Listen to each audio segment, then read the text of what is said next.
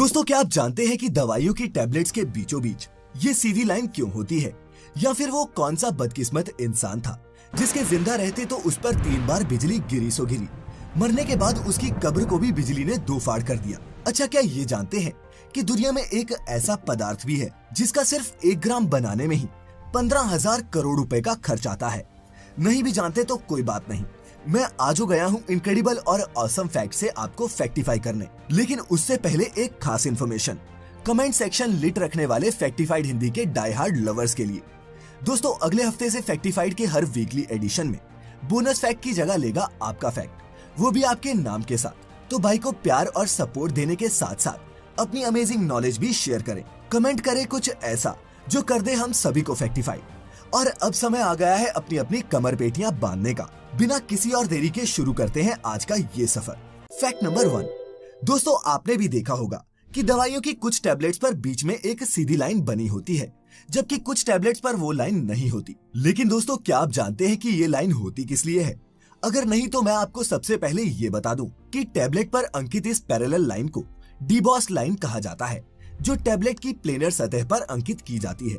ये लाइन अमूमन ज्यादा पावर के टैबलेट्स पर मिलती है ताकि उसे बीच से तोड़कर पूरी टैबलेट की हाफ डोज भी ली जा सके। जैसे अगर आपके पास 100 mg की एक गोली है और डॉक्टर के मुताबिक आपको खुराक में 50 mg दवा लेनी है, तो आप उस टैबलेट को बीच से तोड़कर आधा ले सकते हैं। एक खास बात और दोस्तों, सभी मेडिसिन ऐसे स्प्लिट करके हाफ डोज में नहीं ले सकते। जिन पर यह डिबॉस लाइन ना हो, उन्हें आधा तोड़कर ना खाएं और अपना ख्याल रखें। Fact number 2। दोस्तों, अगर मैं आपसे पूछूं कि दुनिया में सबसे महंगी लकड़ी कौन सी है, तो 10 में से 8 लोग जवाब में चंदन कहेंगे। लेकिन दोस्तों, ऐसा नहीं है। हाँ, चंदन महंगा जरूर है, लेकिन ये दुनिया की सबसे महंगी लकड़ी जितना रेयर नहीं है। दोस्तों, ये है अफ्रीकन ब्लैकवुड और इसे ही दुनिया की सबसे महंगी लकड़ी माना जाता है। यहाँ चंदन या महोगनी की लकड़ी की कीमत 5 से 6,000 रुपए प्रति किलो तक होती है। वहीं अफ्रीकन ब्लैकवुड के महज 1 किलोग्राम की कीमत 8,000 पाउंड यानी कि 7 लाख रुपए से भी ज्यादा है। अफ्रीकी ब्लैकवुड का पेड़ अफ्रीका के कुछ गिने चुने इलाकों में ही पाया जाता है और वहाँ भी ये बहुत ज्यादा संख्या में नहीं उगते। इस पेड़ की ऊंचाई 25 से 40 फीट तक होती है और एक पेड़ को तैयार होने में 50 से 60 साल लगते हैं।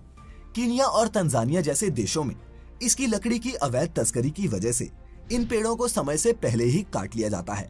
इस कारण ब्लैकवुड की संख्या में बारीक कमी आई है, जिसकी वजह से ही इसकी लकड़ी बेहद दुर्लभ और बेशकीमती हो गई है। इसकी खूबसूरत लकड़ी का ज्यादातर इस्तेमाल वैसे तो शहनाई, बांसुरी, गिटार जैसे म्यूजिकल इंस्ट्रूमेंट्स बनाने में किया जाता है, लेकिन इससे मजबूत और टिकाऊ फर्नीचर भी बनाया जाता है। लेकिन वो बेहद महंगा होता है, इतना महंगा कि उन्हें खरीदना किसी आम आदमी के बस की बात ही नहीं। Fact number 3। अब काली लकड़ी के बाद मैं लेकर आया हूँ ये काला अंडा। जी हाँ, ये रियल है और ये अंडा है इंडोनेशिया में पाए जाने वाले आयाम सेमानी नाम की एक दुर्लभ चिकन की प्रजाति का। लैम्बोर्गिनी के नाम से मशहूर इस दुर्लभ चिकन की इंडोनेशिया में ही कीमत 1 लाख रुपए तक जाती है। विदेशों में तो रहने ही देते हैं। दोस्तों, आप ये जानकर भी हैरान हो जाएंगे कि इस चिकन के अंडे तो काले होते ही हैं, साथ ही इसका मांस, चमड़ी, आंखें और यहाँ तक की जीभ भी काली ही होती है। दोस्तों, वैज्ञानिकों के मुताबिक इस चिकन के काले रंग की वजह है फाइब्रोमेलेनोसिस, जो एक मेडिकल कंडीशन होती है और सिर्फ इसी प्रजाति के चिकन में पाई जाती है। साथ ही आपको ये भी बता दूं कि इसका एक रिश्तेदार हमारे देश के मध्य प्रदेश और छत्तीसगढ़ के कई हिस्सों में भी पाया जाता है, जिसे कड़कनाथ के नाम से जाना जाता है। कड़कनाथ की चमड़ी, पंख और मांस का रंग भी काला होता है और इसका मीट अमूमन 1,000 रुपए से 2,000 रुपए किलोग्राम में बिकता है। Fact number 4। दोस्तों, क्या आप उस बदकिस्मत इंसान की सच्ची कहानी के बारे में जानते हैं जिसके जिंदा रहते तो उसके शरीर पर 3 बार बिजली गिरी सो गिरी, लेकिन मरने के बाद भी उसकी कब्र पर बिजली गिरी जिसने कब्र को फाड़ दिया? नहीं जानते तो बता दूं कि उस बदकिस्मत इंसान का नाम था वॉल्टर समरफोर्ड, जो ब्रिटेन का रहने वाला एक आम आदमी था। वॉल्टर के साथ पहली बार ये घटना साल 1918 में घटी, जब विश्व युद्ध के समय उनकी तैनाती बेल्जियम में थी। बिजली गिरने की वजह से उसकी कमर के नीचे का पूरा हिस्सा पैरालाइज हो गया। फिर दूसरी घटना पहली घटना के ठीक 6 साल बाद यानी साल 1924 में घटी। रिकवरी के बाद वॉल्टर कनाडा में एक नई जिंदगी जी रहे थे। एक दिन वो मछली पकड़ने के लिए पास ही के एक तालाब में गए। यहाँ एक बार फिर उन पे बिजली गिरी और इस बार उनके शरीर के दाईं ओर के आधे हिस्से में लकवा मार गया। 2 साल में वॉल्टर फिर पूरी तरह से ठीक हो गए और फिर घूमने फिरने लगे, लेकिन बिजली ने उनका पीछा नहीं छोड़ा। 1930 में एक बार फिर 6 साल बाद पार्क में टहलते हुए वॉल्टर समरफोर्ड पर आसमान से बिजली गिरी। ये तीसरी बार था जब उनके ऊपर ये बिजली गिरी थी। इसके बावजूद उन्होंने 2 साल तक जिंदगी के साथ संघर्ष किया और आखिरकार 1932 में उनकी मौत हो गई।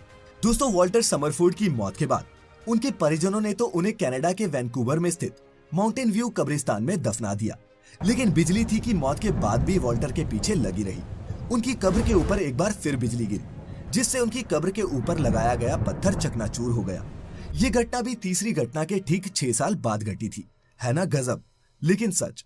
Fact number 5। दोस्तों, वैसे तो दुनिया में एक से बढ़कर एक अजीबोगरीब इंसान मौजूद है, लेकिन कभी कभी कुछ मेडिकल कंडीशंस भी इंसानों को सुपर पावर्स जैसी एबिलिटीज दे देती हैं। अब इन्हें ही ले लीजिए। इनका नाम है गैरी टर्नर और ये अमेरिका के रहने वाले हैं। वैसे तो दोस्तों, गैरी टर्नर एक साइड शो आर्टिस्ट हैं, लेकिन दुनिया भर में वो अपनी स्ट्रेचेबल स्किन के लिए मशहूर है। गैरी अपने पेट की स्किन को 15.8 सेंटीमीटर यानी कि 6.25 इंच की लंबाई तक खींचने में सक्षम है, जिसके लिए गैरी का नाम Guinness book of world records में मोस्ट स्ट्रेचेबल मैन के रूप में दर्ज है। लेकिन इसमें गैरी की क्रिएटिविटी से ज्यादा उनकी एक रेयर मेडिकल कंडीशन जिम्मेदार है। उन्हें एल्हर्स-डायनलॉस सिंड्रोम नाम का एक रेयर डिजीज है, जो एक कनेक्टिव टिश्यू डिसऑर्डर है। और दोस्तों, इसी डिसऑर्डर के चलते वो अपनी स्किन को इस हद तक खींच पाते हैं। इसे ही तो कहते हैं अपॉर्चुनिटी इन डिस्गाइज।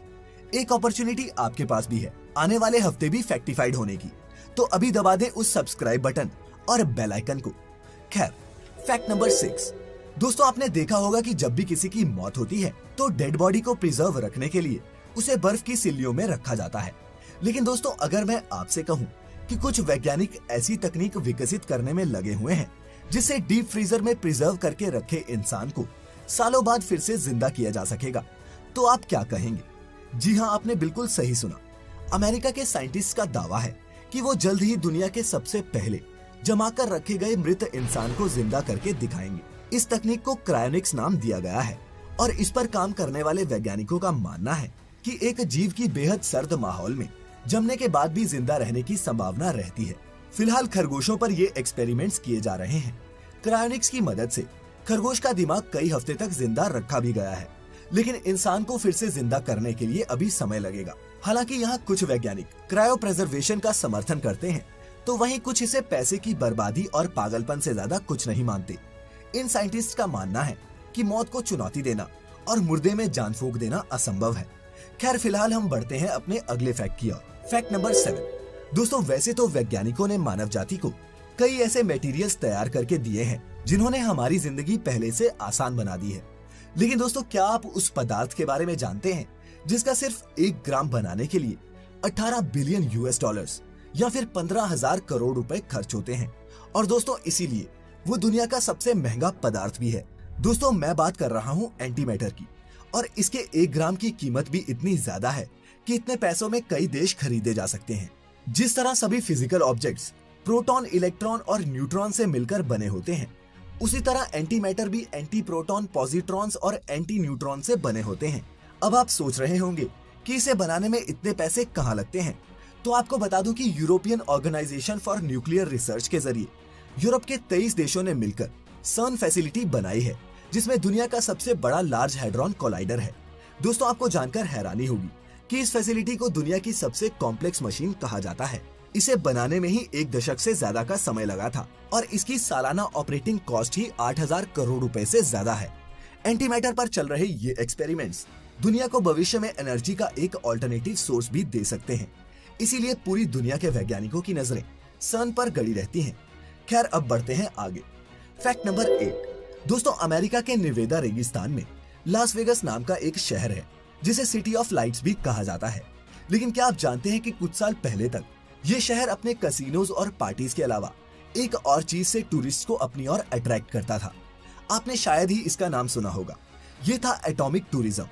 दरअसल लास वेगास के 65 किलोमीटर दूर ही अमेरिकन आर्मी की एक बॉम्ब टेस्टिंग साइट थी। यहाँ 1951 से 1991 के बीच अमेरिका ने कई टेस्ट किए। इस दौरान कैसीनोज की छत पे एक्सक्लूसिव एटॉमिक कॉकटेल पार्टीज हुआ करती थी। हवा में कई मील उड़ता मशरूम क्लाउड देखते हुए विस्की की चुस्की लेने के लिए सैलानी दुनिया भर से यहाँ आते थे।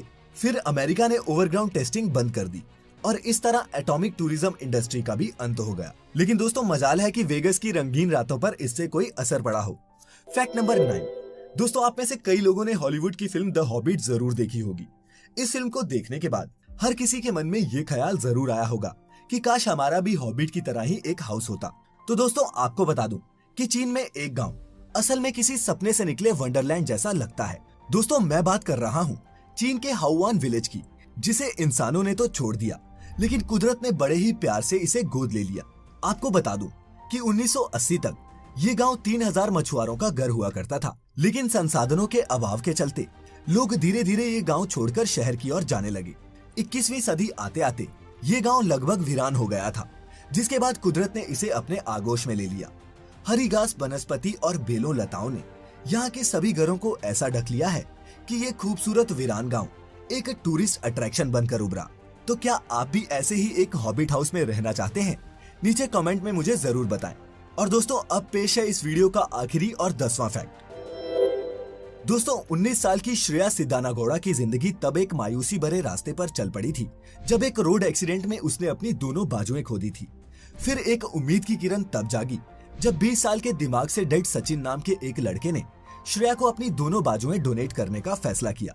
20 सर्जन और 15 स्टाफ ने 13 घंटे का एक करिश्माई ऑपरेशन किया, जिसमें श्रेया को सचिन की बाजुएं लगाई गई। लेकिन दोस्तों, इससे भी ज्यादा हैरानी की बात ये है कि धीरे धीरे राहुल की बाजुएं, जो श्रेया की स्किन टोन से काफी डार्क थी, श्रेया की स्किन जैसी होने लगी। वाह रे कुदरत और वाह रे साइंस। तो दोस्तों, इसी के साथ खत्म करते हैं आज का फैक्टिफाइड हिंदी पर ये सफर।